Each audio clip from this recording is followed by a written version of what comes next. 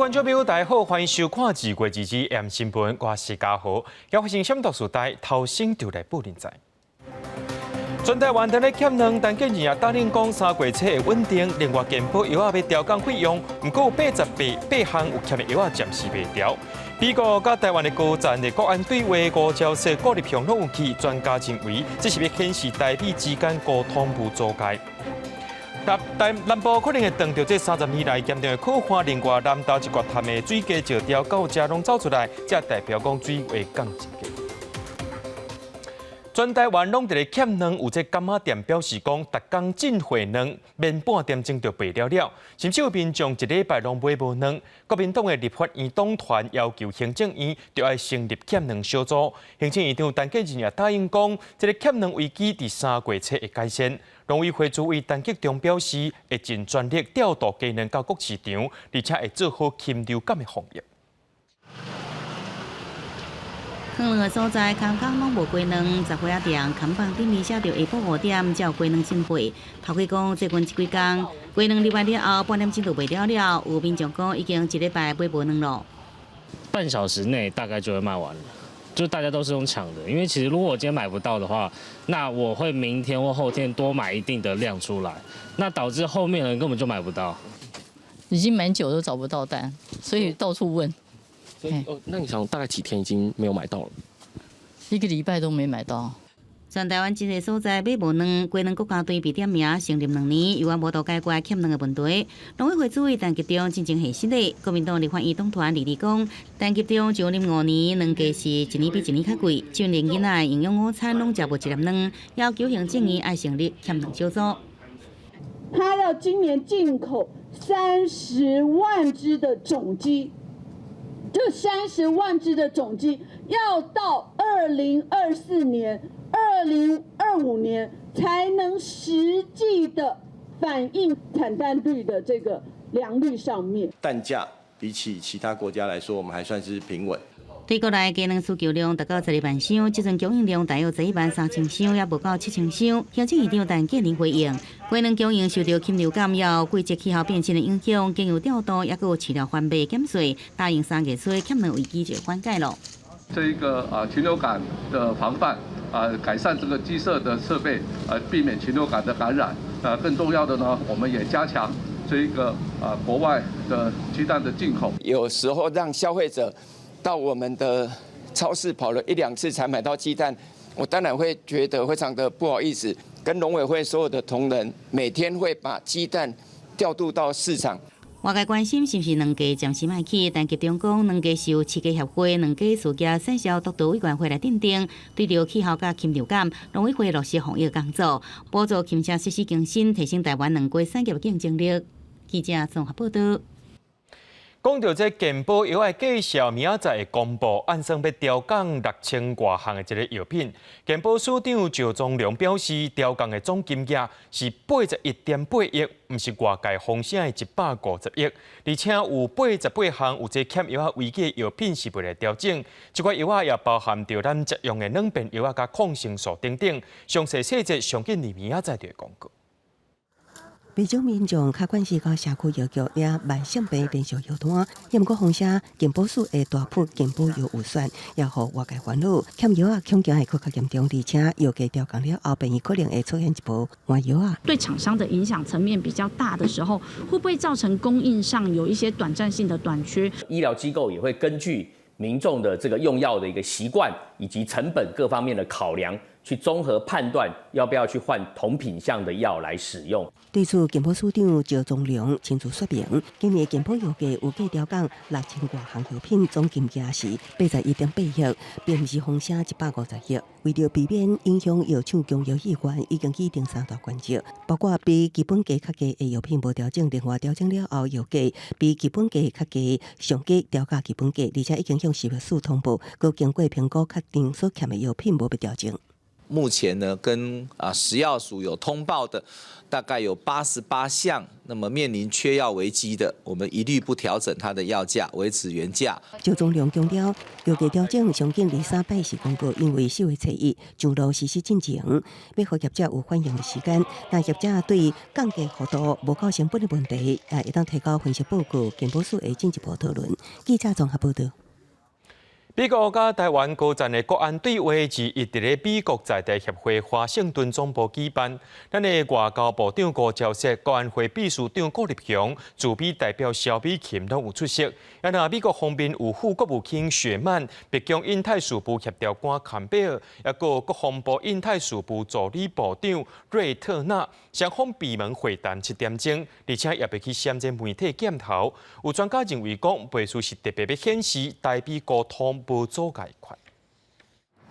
对于媒体镜头会手小借问，外交部长吴钊燮、国安会秘书长顾立雄2日出现美国在台协会华盛顿总部，参加美台高层国安对话。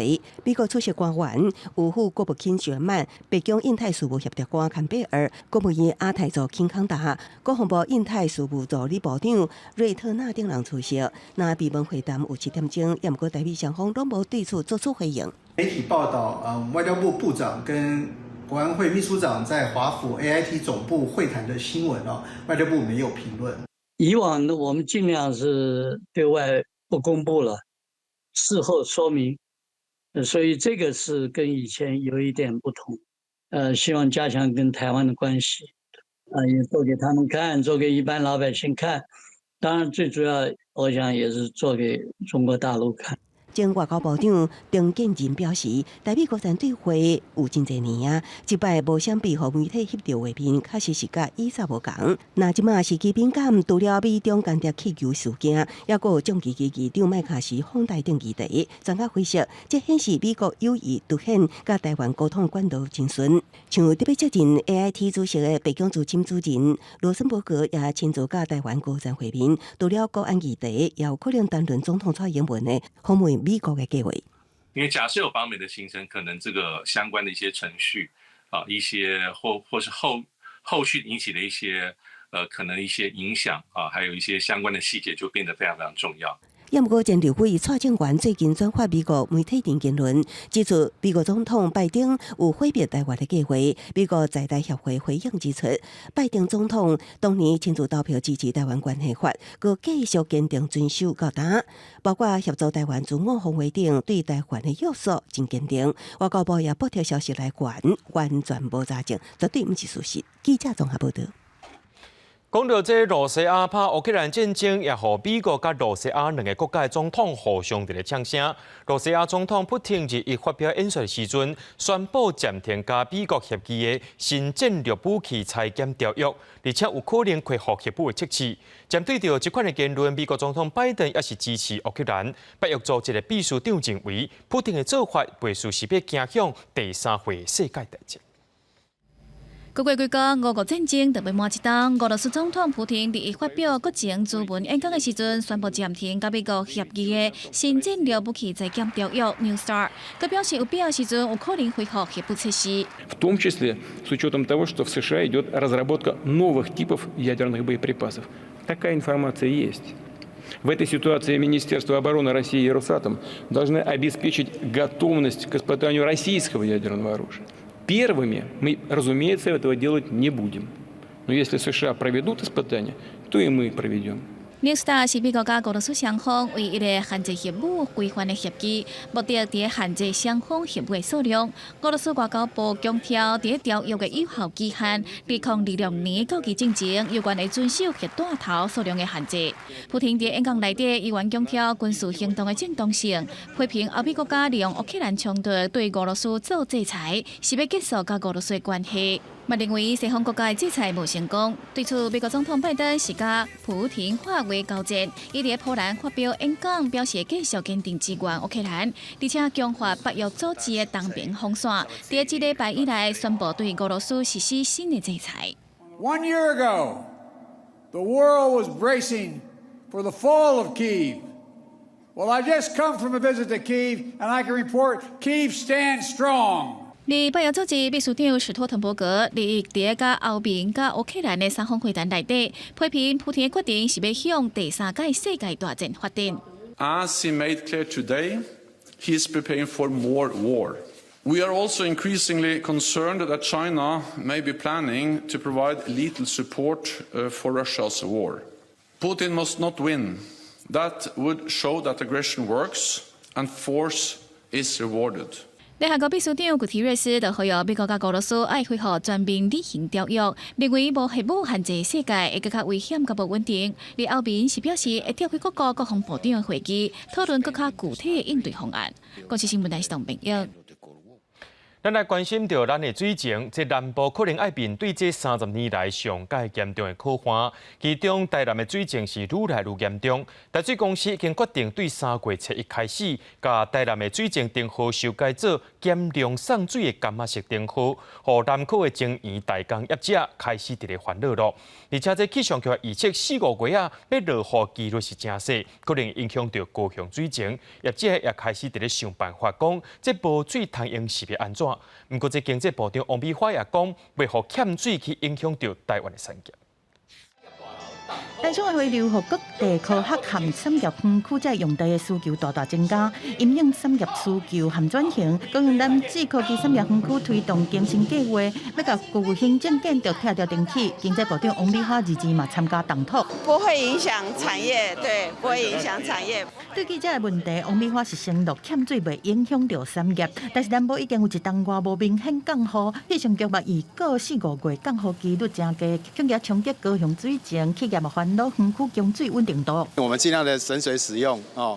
第二方面的话，我们希望水的供应哦是先有一些规划来因应这些的，特别在干旱季节的时候哈，我们大家还有其他水。原来就有大概有5到10万公吨的水哦。那拢有一支工位中有遮来啊，咱产业园区拢知影吼。我昨个特别甲咱的水利署确定讲吼，这条管吼，咱一定爱顾好势，分配好势。高市府批是变正严，要确保供水无问题。2月已经是减压供水黄灯的台南，3月水情会搁较热力，会转做减量供水柑仔式的灯。工业区、科学园区承受影响，会欠水10%，互南科内面增援代工和民帮拢大受影响。南科有导入再生水的使用，那目前使用量是每天1.3万度。那因应现在缺水，我们到月底会把它拉高到1.8万吨。读起来，到这水价拢伫水面顶悬看现现。南投日月潭最近降雨真少，水位一直降，互民众真烦恼。台电的台关发电厂是澄清水位降，是因为下游农业用水的需求真大。目前日月潭的脱水率有8成以上，但是同款呼吁民众爱欠咧用水。记者综合报道。国内有犯罪集团和柬埔寨诈骗集团合作，透过网络找人，叫一寡来面试的人，就要先把银行口座交出来，互因用来洗钱。甚至有一寡被害人发现讲这钱真好赚，就主动要来加入。警方也发现讲有银行的行员私底下和诈骗集团串通好势，替因洗钱抢可米上，而且一届就通好抽5万块。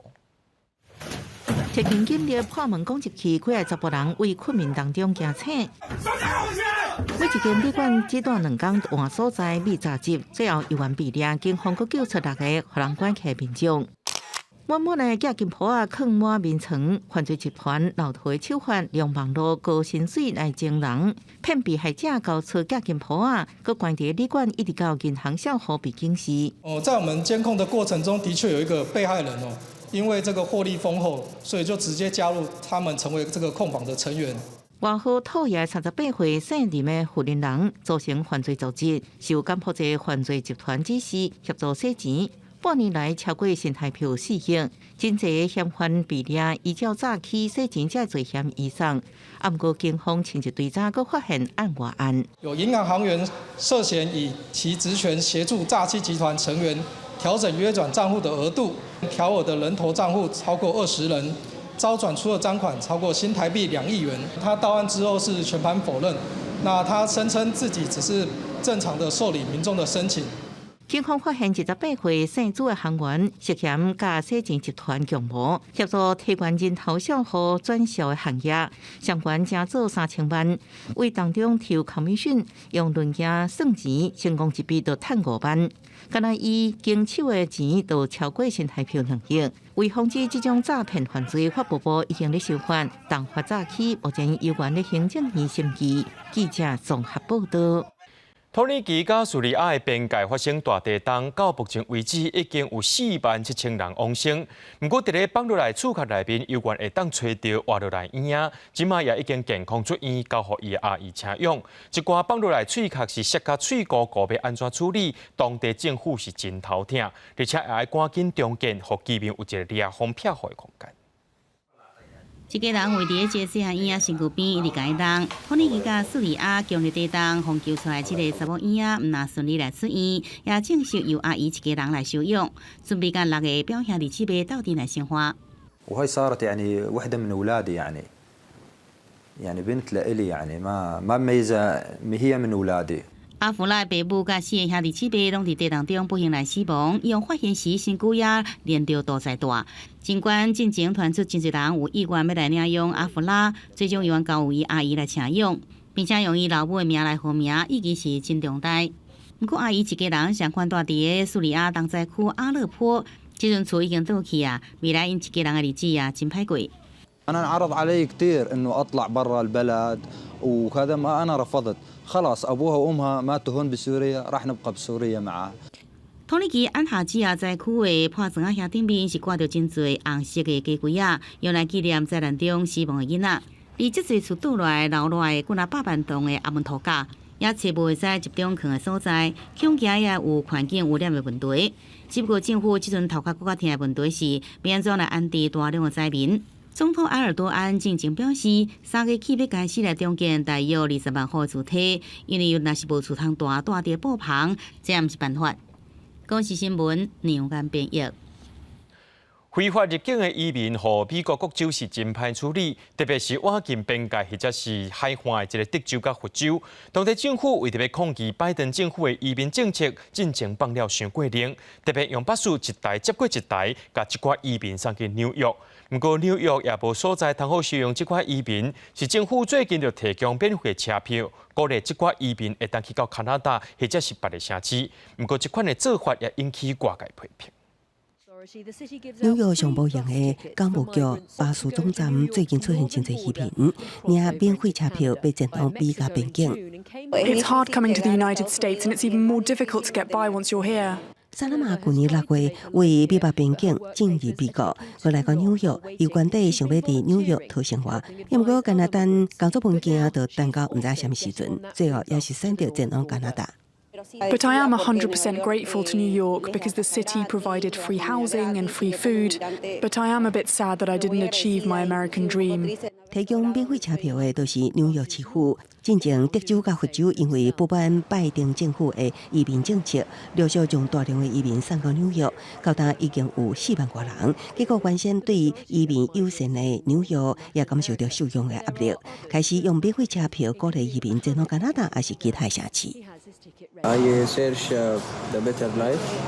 I search for safety. Search the to work. Excellent work. 这种做法也引起政治社会的注意。不过市长亚当斯强调，无强迫移民离开，只是协助有需要的人。那移民上巴士了后，经过6点钟车停，各专车就会到边境，各为罗克瑟姆路进入加拿大。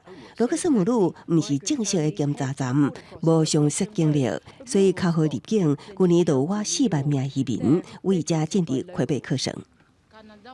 Canada is good. It's a good country. We want to live there more than here.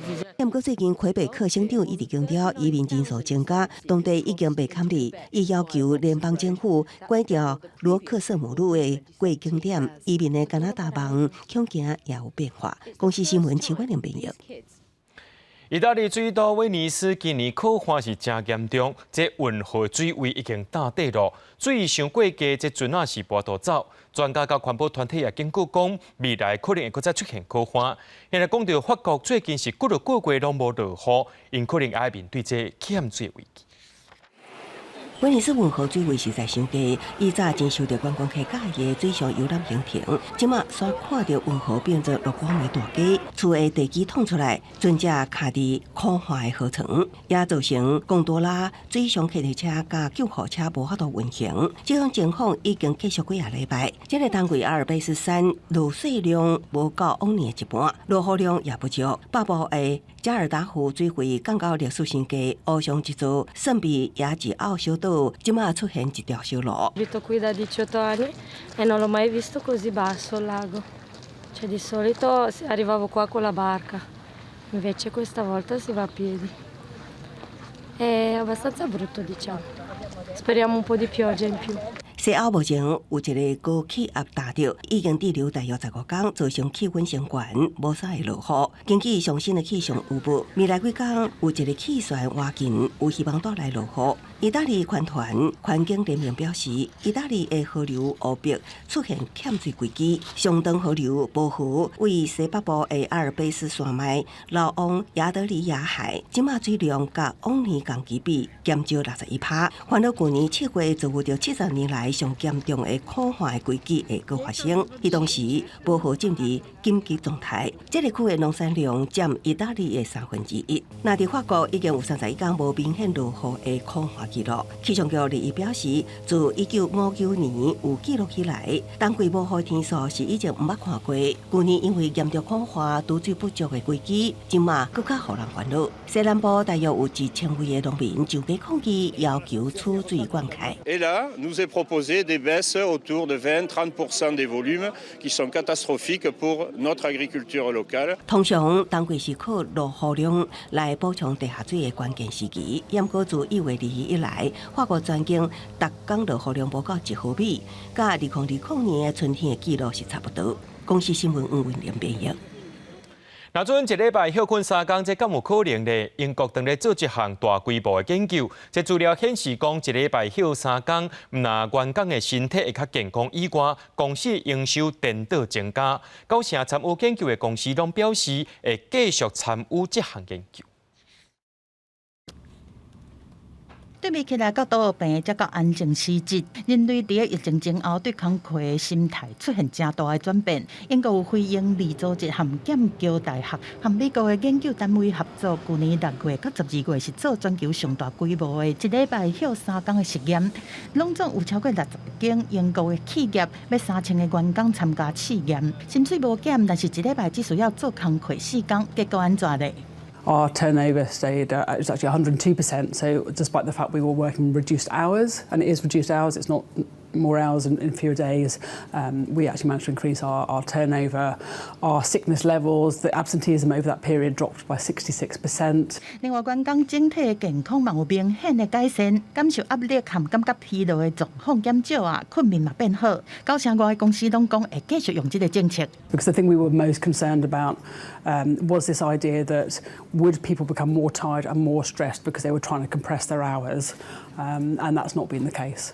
兰卡斯特嘛讲，当然公司嘛有做一寡系统顶悬的 update 和准备，来帮助增加员工做工课的效率。上主要的就是和客户之间的沟通。公司伫咧实施一礼拜休3天进前，拢有先和客户讲，后壁客户对因的表现嘛是同款满意，合作嘛无出现啥物无爽快。有学者认为讲，关于一礼拜休3天的企业，更较会当成人来遮找头路。 Very soon, the organisations that are advertising jobs as old 5-day-a-week jobs just aren't going to get the best talent applying. So once we get to that tipping point, it's not a question of whether companies want to be in this new movement. It's a question if they're not in this movement, they're just not going to get the employees they need. 专家建议讲，为着因应一礼拜休3天，每一间公司拢有无同的应对的办法。若袂当全部的员工拢休拜5，会当用轮班的方式。某公司是采取每礼拜上班5天，但是减少逐天的工时到6点钟尔，维持员工工作和生活的平衡，就是未来的趋势。公司新闻周如平编译。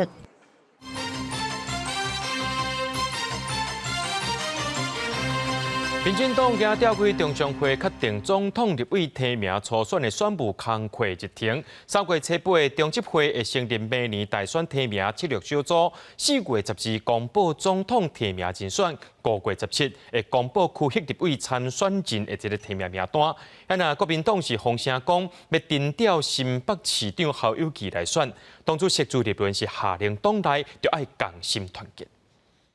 准备2024总统大选，民进党2日召开中常会，定案总统、立委提名初选选务工作日程。3月初8中执会成立2024年大选提名策略小组，处理总统、立委提名，决定立委困难定调选区、初选选区提名总额这代志，要求进行民调。外界关心的总统提名人选会伫4月12日公布。5月17日公布区域立委参选人提名名单。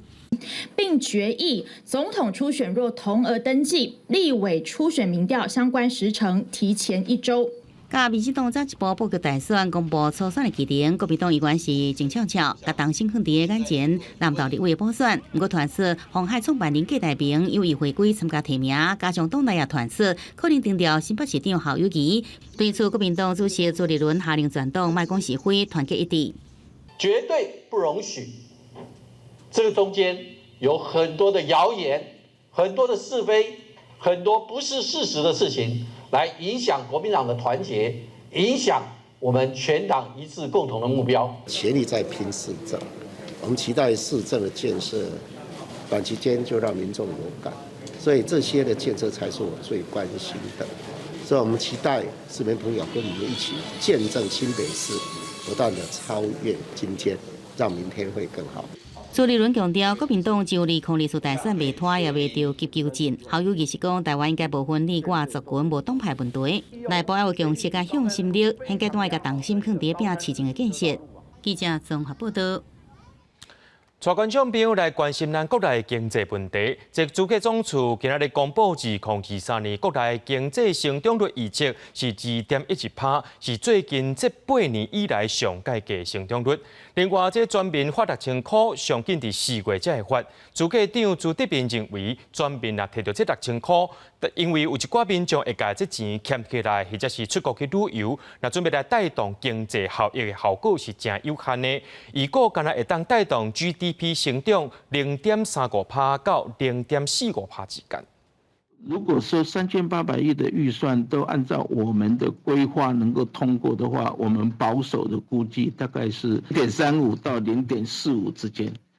第一个，因为它是花现金，有一部分会储蓄起来，另外一个拿了这个钱，他可能是出国旅游，就变成那个进口嘛。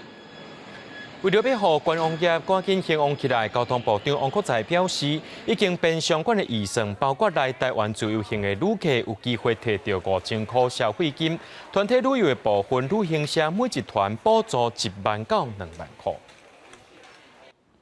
伫咧年底到过当年的头一季，一直拢是餐饮业的大月。不过，这欠工的问题真严重，其中餐饮集团、王品集团顶半年就500块，薪水要调悬。即马观光餐饮服务业等咧欠人，要真侪超过55岁以上民众想要来试看卖。将床单枕头布整理了后铺好平，帮部员朱小姐身手溜达，动作紧，看不出已经60多岁。由于高雄搬到台北了后，就伫饭店担任帮务员。虽然最近帮务员大欠工，饭店编制7人只剩4个，工作下来，朱小姐也无想过要离职。有我们人力比较吃紧，能做的话就尽量帮忙。互相 cover。对啊，互相 cover 就是来的时候就互相做，那如果说来不及的话，就晚一点下班。将洗清气的导游底下康复，佮将自助餐带片的食物摆好。连锁火锅店活动服务员柯小姐也是年纪超过55岁，中高年级服务生，以前是家管，今嘛到服务业一开始有淡薄紧张。小孩都长大了，然后现在在上班，自己一个人在家里，想说跨领域，因为我之前也没有做过餐饮业，比如说有些食安的问题，我们平常不会接触到，然后师傅会慢慢的教。连锁餐饮集团就发现，最近有不少像这款的超过55岁，或叫做中高年级服务生的能力来面试，部分有相关的经验。企业主讲，中高年级服务生一旦通过面试录取，表现相对稳定，加工来路，确实会当淡薄仔疏解欠工。餐饮业要解决缺工问题的话，也是要加薪之外，也给这个中高龄劳工跟其他一般员工一样一视同仁的一个薪资，尽量就是做到同工同酬的一个这个状况。领导银行业者伫去年底调查，针对一般员工欠亏，伫聘用中高龄劳工的时，有些寡业主讲确实有年纪的顾虑，不过随着欠工继续，有希望改善中高龄劳工就业的状况。领导银行业者也呼吁业主爱善待中高龄劳工，像尽量莫有薪水的落差，欢迎单上白班防社风拢赢。记者综合报道。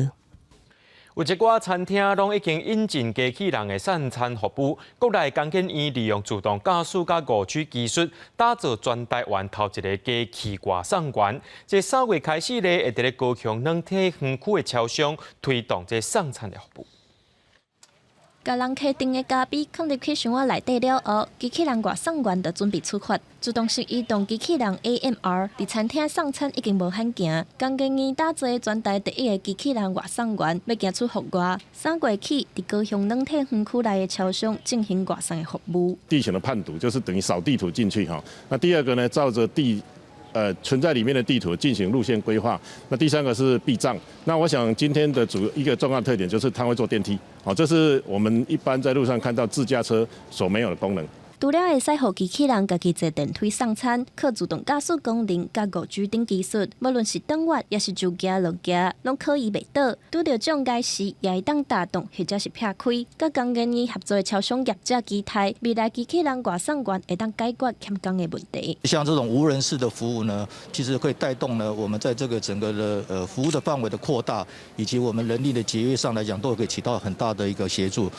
使用机器人甲一般人工到底倒一种成本较好？业者表示，等试营运了后，有详细数据会个评估。不过，嘛有外送员认为，外送常常会拄到地址唔对等问题，需要甲人客沟通，机器人无法度完全取代人工。他的地址会写在 A， 但是实际上他是住在 B， 对。那这个就是要透过跟客服去联系，才有办法更改地址。科技进步，让机器人有机会渐渐取代人工。工研院表示 ，AMR 机器人目前主要用伫程度业的运输，未来除了外送，嘛希望会当用伫医疗等产业，或者运送检体也是备床等等，解决欠工的问题，也会当降低劳工的风险。记者综合报道。生活形态伫咧改变，这通勤的范围也变大。交通部的公共运输月票补助方案，行政议会按算23要定案。本地北北基桃、中彰投、南高平等3大生活圈要来推动月票，3年200亿的经费补助。不过，即马这云林嘉义、花莲台东也是有意愿，因也呼吁政府要重视其他地区补助方案，也要看宽所在推动。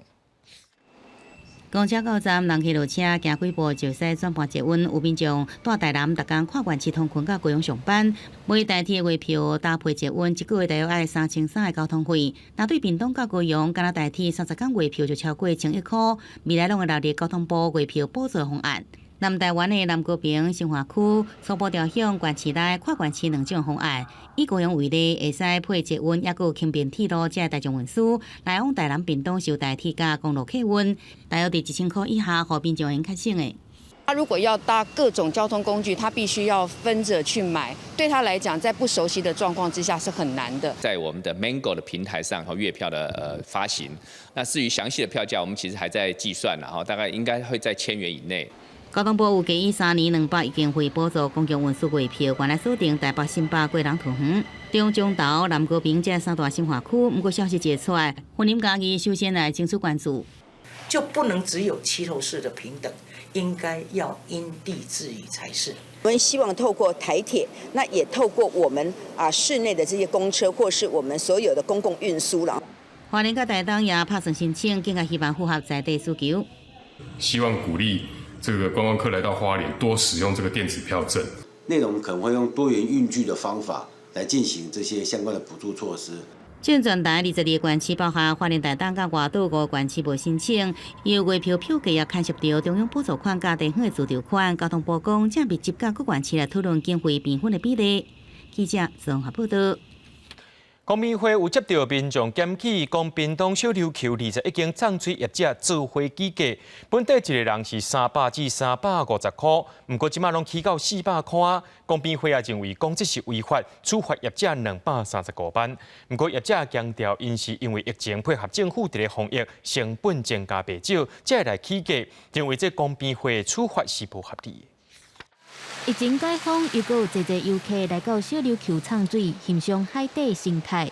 伫这进前，小琉球伫咧2021年5月受到疫情的影响，全面停止畅水活动。到8月重新开放，煞互人去公平会检举，供应联合起价，一个人300块、350块起到400块。公平会调查确定有联合行为，所以甲21间业者，逐间罚10万到15万，拢总是罚235万。小琉球观光协会嘛罚15万。稍微微调整价钱去因应这个防疫成本。那属实不知道说会影响到后续这个公益交易法。这种300块、400块，而且我们又不是真的是垄断，我们是为了要做我们的防疫的效果，然后定出了这个标准给你看。这个我就真的很莫名其妙啊，真的。有业者就表示，为着要配合防疫，成本才会增加，所以需要起价。即马煞互人罚钱，实在真无奈。那公平会是强调，联合起价就是互法律禁止的，即间有考虑到疫情的冲击，已经罚较轻啊。因为景气或是一些疫情的关系，有经营上的困难，事实上是可以依照公平法第15条的规定，来事先跟公平会来提出一个申请豁免的动作，但是这个动作必须要在事前提出。公平会嘛表示，若是受到近期这寡因素影响到经营，会当先伫咧联合起价进前通报公平会，核准了后才袂受罚。若这寡创作业者嘛考虑要申诉，也是甲民代တင်情，若是照常爱罚，嘛敢若会当接受。记者综合报道。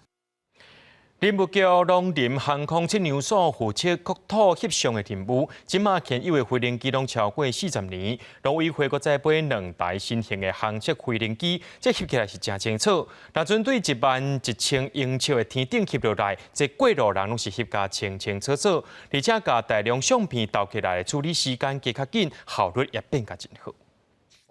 发生800户灾进前的高雄小南村，清楚会当看到地面上的厝规排，在后小南村完全消失，予土石掩埋。也是10多年前，北一哥发生走山事件，山崩地骨的全貌看甲真清楚。这块珍贵的灾变相片是林务局农航所透过航翕所记录的，也搁靠的是一只机龄即马超过40年的飞行机所翕的，存在飞安风险。每发生一次类似像重落地的，或者是这个鼻轮这个折损的这种事件，同仁需要花好几个礼拜，它才能够恢复。然后各位想想看，你还要再上这架飞机去进行航摄的工作。来到台北松山机场的机坪，会当看到2架全新的 King Air 3602，这2架都是农航所排除困难，甲民间公司合作引进的新型航遥测飞行机，有个会当到达所地翕全台湾1摆的时间，会当达到15公分解析度的影像，也就是为11000英尺的高空，拢会当翕到篮球场上的人。以前在航摄飞机的能量比较不够的时候，大概可能都要花3到4年。我们未来1年，台湾至少每一寸土地它是可以被拼过一次的。卫星发达，安全也需要靠遥航测飞行机执行航翕的。林务局表示，透过卫星长期翕所得到的相关投资成本真悬，达到天文数字。这摆2架新的飞行机是合作的惠特利航空公司先投入6亿资本买飞行机，搁以类似 BOT 用资组的方式进行。计划长10年，业者也需要今年透天无休困台面配合勤务。记者综合报道。囡仔人同款有喜怒哀乐，特别是半大人爱特别该关心。这儿童福利联盟今仔日公布因对中学生的心情调查结果，发现有17%的学生因感觉非常的郁卒，压力的来源有课业、前途、人际关系占了大部分。不过面对压力，却只有5.6%的学生会去找辅导老师，讲出家己的状况。青少年压力大，去年国建署的调查有1/4的国中高中生要认真考虑要自杀。为了了解青少年的压力状况，儿童福利联盟统计发现，有17%的国中高中生抑郁程度伫严重以上，但是只有5.6%会找辅导老师斗3工，比网友的9.8%较低。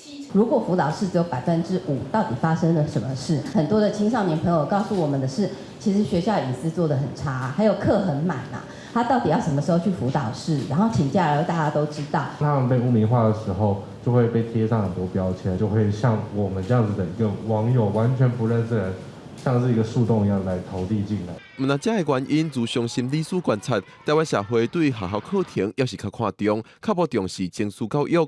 第一线辅导老师也真学为济课程当中让出时间提供帮助。专家认为，爱让囡仔知影情绪教育的重要，老师也爱了解。一般的老师，他对辅导师也是信任的时候，其实他也会愿意主动把孩子转介给我们辅导老师，先从跟导师做第一线的接触跟收取资料，然后再慢慢的把孩子转介进辅导室。专家建议家长伫厝内会使让囡仔知影，面对无好的情绪表现出来，并不是歹代，颠倒会使帮助家己面对压力。另外，这几年自上顶顶的手段渐渐互大众接受，只要大家加了解，就有较侪人愿意寻求专业帮助。记者郭社区林台北报道。南投市卫生所因为公费医生的服务期已经到，对今年1月开始调拨医生，这也是南投县第3间卫生所出现欠医生的问题。上届无方便的受影响当然是民众。这卫生所也讲，医生爱做的代志真多，薪水阁低，干那靠疫情是较歹医治。即马县政府也要调整找人的条件，为福部这边也倒找公费医生。来柜台登记要做妇科检查，南投市卫生所甲医疗院所合作，真侪妇女拢来报道。不过卫生所内底公费医师今年已经服务期满离开了后，到即阵也找无医师，只好暂时请社区诊所医师支援，民众拢感觉真烦恼。民众应该有这个需要吧？卫生所啊，还是会来这边看。对。安尼有医生较好。那有是上好啦。大家你也像有的来就方便啦，较方便咯。然后一批民众习惯到卫生所去看医生，看诊那边挂号费。不过南投县13个乡镇市，伫中寮民间乡了后，南投市是第3个找无医生住所的卫生所。有卫生所医师除了拜1到拜5早起来看诊以外，也会行政商验、顺惠医疗、社区卫教，也有疫苗注射这业务。薪水佫无伫外口看诊遐多，所以讲真歹找到医师。我们卫生所就是有公卫的业务，预防接种啦，还有医疗门诊的话，我们都是会给一些慢性病的民众来就医，其实都很在地化，也很为民众而服务。那我们也不收挂号费，所以其实很多民众他会愿意来这边就医。各县市卫生所状况差异也真大，彰化县27个卫生所拢有医师来主诊，杨国标立县18个乡镇市就有8个卫生所无医师。卫福部表示，即阵受训完成，会使落乡的公费医师只有个位数会协助来介绍，不过也尊重医师的选择权。就算是公费医师，他可以选择的点，他也是有选择权的。当然，我们也会去媒合他。南投县中寮乡卫生所即阵暂时由卫福部南投病院支援来看诊，民间甲南投市卫生所是由社区诊所7个医师来轮流。县府也决定要修改招聘条件，不过在议程规定，卫生所医师爱兼做行政工作，会用选择干那做这个医师专业项目，希望解决一波卫生所欠医师的情形。记者综合报道。来看台南客家的旅球场，说是焚化炉的炉底泡囤起来的。今仔就立委开记者会指控讲，这球场除了有炉底泡，也有碎玻璃等等的废弃物，烦恼这球员伫顶头拍球会受伤。立委也批评讲，对108年起一个无合格旅球场到家，所拢无该使用过。旅球场的红土层甲挖开，内底虽出现焚化炉压力的废弃物，这是台南环保局用垃圾掩埋场来囤压力的废弃物了后来起的旅球场。不过，完工这侪年来拢还未启用。地方人士和公民团体22伫个私立立委协助举行记者会，要求中央甲地方单位爱注重这个问题。政府责无旁贷，更夸张的是，居然每年还要编列几十万来养护。这不是在花费我们纳税钱的老百姓的纳税钱。为什么我们的政府，我们的台南市政府会去盖一个不标准的垒球场呢？而且从108年盖到现在呢，完全没有用过。立委咧想讲，这个案件就亲像承德野球场案同款的翻版。未来若是讲转移予教育局来接手启用，球场无安全，安尼球员一定会受伤。教署里面这边定的一些这个手册来做一些改善那确保这个球员在使用的时候能这个安全无虞。工程的这个改善的部分，我们会再请环保局这边来做一些检讨，看看是不是有一些改善或是精进的这样子的一个可能。对来开会单位回应，立委唔是介满意，认为讲这案件是台南市政府浪费公家钱，用整地合约做名义，建啊起球场来囤疙瘩做事实，呼吁讲检调啊，阁有监委都要主动来调查，嘛要求环保署要来猜测这个疙瘩的重金属的含量是毋是有合格。记者综合报道。伫咧宜兰的总位有一片还未捕的田，所有规定大鸟死伫遮。经过检验，确定毋是禽流感，真有可能是即寡大鸟食到有毒的农作物。目前也当咧调查，县政府也呼吁农民在用农药就要注意，千万毋通造成生态危机。一只江尾鸭都安尼死伫田中央，画面互人看甲真艰苦。宜兰县总会乡一块阿白菜黄的水田，最近发现有大批的大虫鸟，江尾鸭死亡。经过关府人员检验，确定毋是禽流感，技术是水鸟去食到有毒的虫仔造成。是中毒的迹象啦，然后是下午带回来的时候已经给过一次解剂了。几排江尾鸭的尸体，互检验人员解剖，要了解确实的死亡原因。作为各种后壁农田最近有上千只江尾鸭退色，官府最近伫田中估计14只江尾鸭尸体，另外还有3只强烈死的活体。目前当咧解毒抢救，希望会当挽救珍贵的生命。春耕的时候会先撒农药吗？会先撒不会，不会哦。实际行入田区，即马当时春耕时节，也毋过当地还未产黄啊。农民也讲，还未产黄啊，进前是未压农药到田地的。那在此，县政府也呼吁，在春耕期间，也请农民妥善用药，以免造成生态问题。江尾鸭确实死亡的原因，敢是真正食到有毒的虫仔，还是有人调工毒杀？官府也需要调查，也毋过也呼吁农民，伫春耕期间应该爱妥善用药，避免生态危机。记者综合报道。新竹县要伫咧湖口起一个生命纪念园区，却引起当地民众强烈反对。最近有学者来到现场调查，发现讲伫园区边啊有3座庄仔窑的遗迹，而且真完整，希望这会当全部甲伊保留落来。缀民众脚步来到藏伫树林内底庄仔窑，会当看到内底阁保持甲真完整。过去捌伫遮做工课老师傅，想到过去是满满的回忆。那整大片都是砖窑瓦窑，有数十座、好几十座瓦窑砖窑。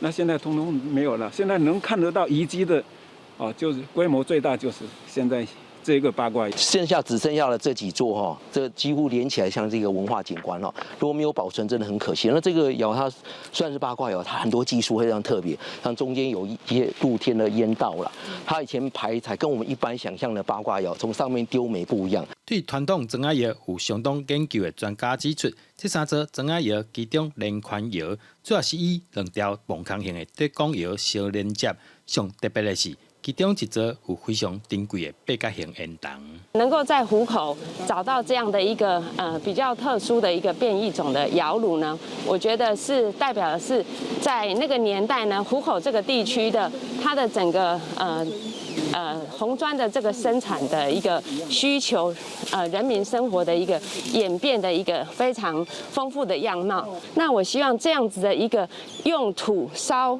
砖烧瓦的这样的一个智慧的结晶呢，能够被保留下来。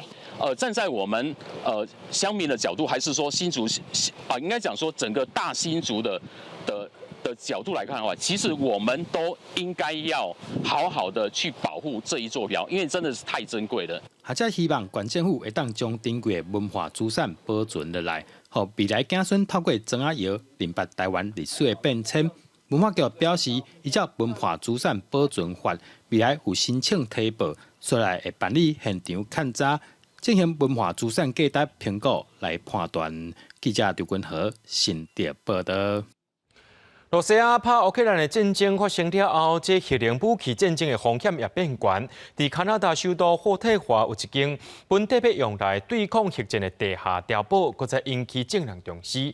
这个政府起的碉堡，几多年前已经转型做博物馆，却因为战争议题，最近真侪民众拢敲电话来问讲，敢会当避难用？也来这个来参观的游客也拢变较侪。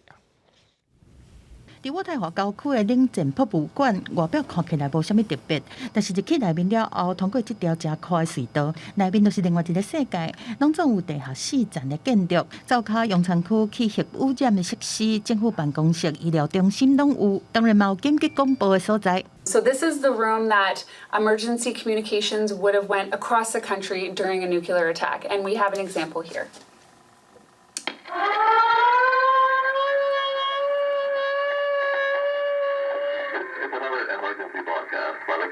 emergency broadcasting system. 这个冷战博物馆本底是一座地下碉堡，是加拿大政府在1959年到1961年之间，因应美苏冷战和后来古巴飞弹飞机和全球差一点发生核战所设的。政府部门会当临时安搭伫遮，会当第500个人，运作期间啊，较无会当提供维持30天的食物件。A lot of the planning in Canada was based on the presumption that our main threat was going to be radioactive fallout, and not necessarily direct hits on Canadian cities, although we had expected that there would be some. 俄乌战争爆发了后，俄罗斯总统普京几摆拢暗示可能动用核武，即么个单方面讲要停新减战略武器条约，核战飞机庆关，真侪民众关心这个冷战博物馆敢会用到。With the war in Ukraine and the nuclear threats that are going from Putin, people are sort of like, would this become operational again? You know, do we have anything else like this? So those are the type of questions you get asked. 历史学家估计，加拿大在冷战的期间，有2000个政府也是民间设计的地下防空设施，数量比美国和欧洲减真多。公司新闻张惠敏编译。敢是因为这手不当三宝的关系咧？这英国的凯特王妃拜日有去拜访一间老人安养院，迄天拄好是英国的煎饼节，伊就亲身落去做煎饼，想袂到甲这个饼刷真侪臭火搭，当然人竟人也认为讲这是趣味就好。伊用真亲民众的英国凯特王妃拜日煎饼节即天，走访英格兰一间老人安养中心，和士大人来开讲。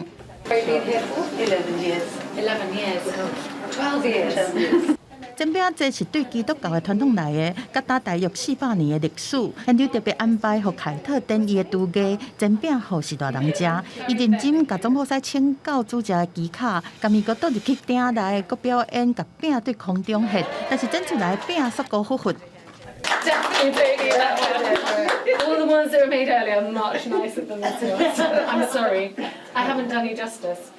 凯特嘛较紧，家己笑家己，讲伊做的是错误的示范，但是现场气氛真好，敢若无人会去批评王妃的饼可能袂当食。公司新闻张惠敏编译。明仔载天气是好也是歹，做伙来看预报，恁就知。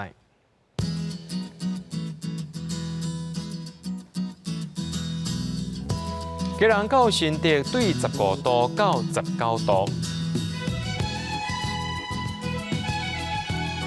苗栗到云林对14度到25度，嘉义到屏东对14度到27度，宜兰花莲台东对16度到26度，平湖金门马祖对9度到19度，还有未来3天气象。